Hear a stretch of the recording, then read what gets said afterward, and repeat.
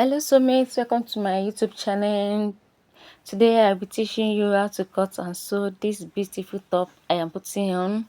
Don't forget to like, drop a comment for me on the comment section, subscribe and turn on your notification button for our next tutorial. Here are the material I use: the Ankara, the lining, cotton ruler, scissors, staple and other stuff. So here is my pattern. My full length is 23, bust line and my waistline. I have to mark it out here. I mark it out. So the next thing is to measure my back line, and my back line is 7 inches. So I will add 6 inches for the additional sleeve line. So for the shoulder slope, I come down by 1 inches and my back 3 inches by 1 inches. I use my free hand to curve my back line, and for the I join the shoulder slope with the back also, and the arrest I come down by 10 inches for the round sleeve. And my normal body measurement is 36 divided by 4 plus 2, that's 11. And my weight is 27 divided by 4 plus 2, that's actually what I measure. And my hip line, I did the same thing, my hip divided by 4. I want my hip side to be somehow structured, that's why I use my free hand to shape that side. And for the asymmetric line, I come up by 1.5 inches at the side and I join it together to the center part. You can see what I'm doing here. So the next thing is to cut it out.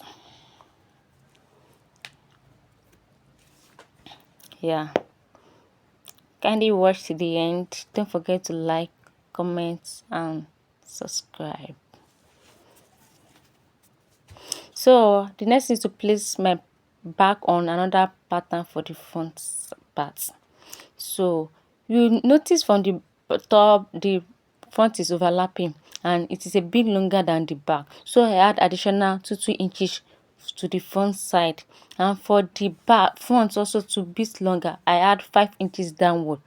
Don't mind me, I manage my paper, that's why I have to join it that way. So for the asymmetric, I have to join it also to that additional length I add to it.